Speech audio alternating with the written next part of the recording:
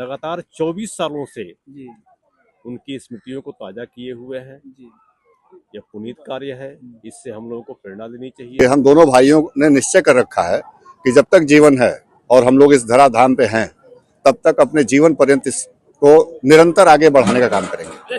ये ईश्वर, ये मेरे पितृ मुझे इस लायक बनाए रहें कि मैं जो है उसमें लोगों की सेवा कर पाऊँ। काका आज मैं देख रहा हूँ इस क्षेत्र में देखा जाए तो सबसे बड़ा कार्यक्रम आज आप अपने पिताजी के पुण्यतिथि पे कराए। बहुत बहुत धन्यवाद पहले आप सभी पत्रकार बंधुओं का।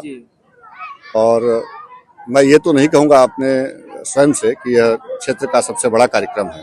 लोग जैसे निकल रहे हैं तो हाँ, ये जरूर है, पर मैं ईश्वर का धन्यवाद दूंगा और अपने माता पिता के सद्कर्मों का धन्यवाद है कि उनके द्वारा जो पुनीत कार्य किया गया उसकी वजह से सब कुछ आप देख पा रहे हैं।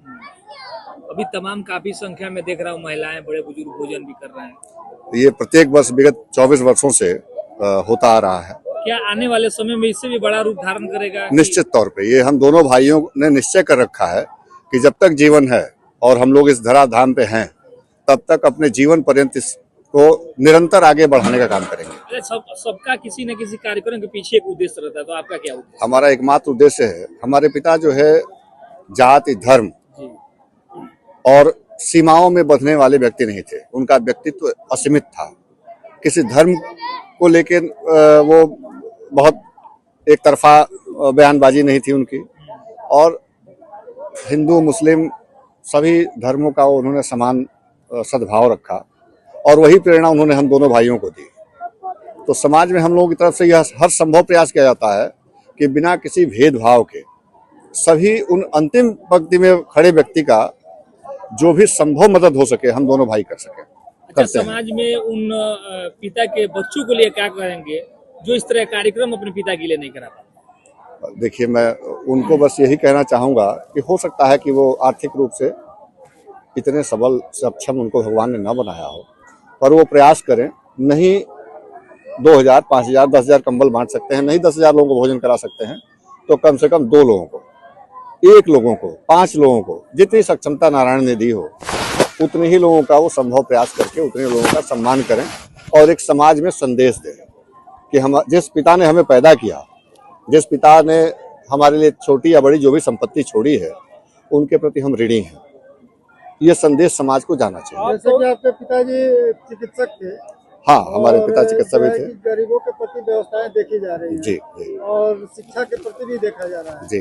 तो चिकित्सा के क्षेत्र में योगदान के प्रति क्या? मैं आपको थोड़ा सा विस्तार से बताऊं। मेरे पिता चिकित्सक रहते हुए उन्होंने गोड़रिया में, हमारी 15 एकड़ जमीन थी और वहाँ शिक्षा का बहुत अभाव था। आज के 40 वर्ष पूर्व उस समय उन्होंने इंटर कॉलेज बनवाया और मुफ्त शिक्षा का अभियान शुरू किया। वहाँ के तमाम जो क्रिमिनल एक्टिविटीज में इन्वॉल्व लोग थे, उनके बच्चों को पढ़ा लिखा कर कहीं थाना अध्यक्ष बनवाया और कहीं सीओ बनवाया और तमाम अच्छे पदों पे उनके बच्चे पदस्थ हैं। आज जो है अच्छे पदों पे वो हैं। रही बात शिक्षा की, तो शिक्षा के जगत में आपको बता दूं कि इस पूरे इलाके में, इवन दोनों जनपदों में हमारे, अब जैसे पहले देवरिया जनपद हुआ करता था, आज कुशीनगर और देवरिया 2 जनपद है। दोनों जनपदों में बहुतायत संख्या में उस समय जो गरीबी चरम सीमा पर थी, तो मुफ्त में इलाज क्या करते थे वो। आप तो अपने पिताजी की याद में इतना शानदार आयोजन करा रहे हैं और कुछ युवा है अपने माता पिता को वृद्धाश्रम पहुंचा दे रहा है, तो उन युवाओं को क्या संदेश देना? बहुत खेद है और मैं उन सभी भाइयों से कहूंगा कि सबसे पहले किसी भी व्यक्ति को अपने माता पिता को का सम्मान करना चाहिए और भगवान से भी पहले यदि कुछ उपभोग की वस्तु देनी चाहिए या चढ़ाना चाहिए तो अपने माता पिता को चढ़ाना चाहिए।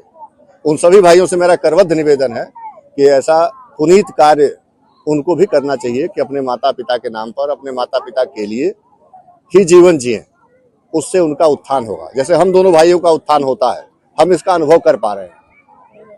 अंत में समाज के लिए क्या संदेश देना चाहेंगे? बस समाज को संदेश देने की स्थिति में हम तो नहीं हैं, पर हम समाज से यही निवेदन करेंगे कि जितने भी युवा पीढ़ी है, जो भी युवा पीढ़ी है, वो अपने माता पिता का विशेष ध्यान रखे और अपने हर संबंध का निर्वहन बखूबी निभाए। ये हमारे स्वर्गीय पिताजी का संस्कार था। उन्होंने अपने पिताजी की सेवा करी उन्होंने अपने पिताजी को हमेशा याद किया। उसी परिप्रेक्ष्य में जो संस्कार उनसे मिला उसी को हम आगे बढ़ा रहे हैं। आज 24वीं पुण्यतिथि है और उनके आशीर्वाद से, पितरों के आशीर्वाद से, आप सबके आशीर्वाद से लगातार ये कार्यक्रम 24 वर्षों से चल रहा है।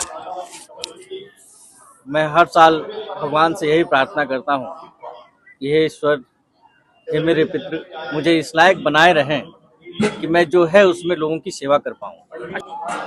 24 साल से तो नहीं, लेकिन वितरण तो ये पहले साल से ही हो रहा है। पहले से साल हो रहा है। स्थिति कभी साड़ी बांट दिया, कभी ट्राईसाइकिल बांटा, कभी केवल शॉल, लेकिन पिछले 12-14 वर्षों से उससे बड़ी भिन्नता हो जाती थी कि पुरुषों के लिए अलग व्यवस्था, स्त्रियों के लिए अलग व्यवस्था। तो एक व्यवस्था पिछले 14 साल से ये है कि लगातार केवल कंबल वितरण पे ही स्थितियाँ सामान्य है। हम लोग देख शिक्षा के क्षेत्र में लग काम कर रहे हैं, इस क्षेत्र में, ग्रामीण क्षेत्र में।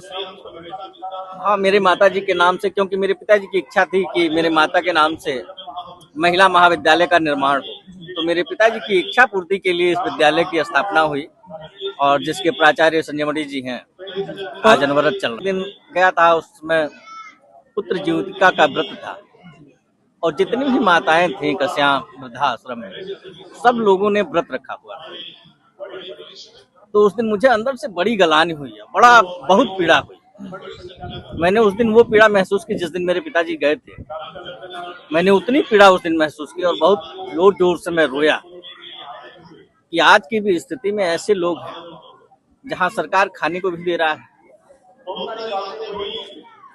और फिर भी उसके बाद भी वो अपने माँ और बाप को नहीं खिला पा रहे हैं, उस घर में एक बिस्तरा नहीं दे पा रहे हैं।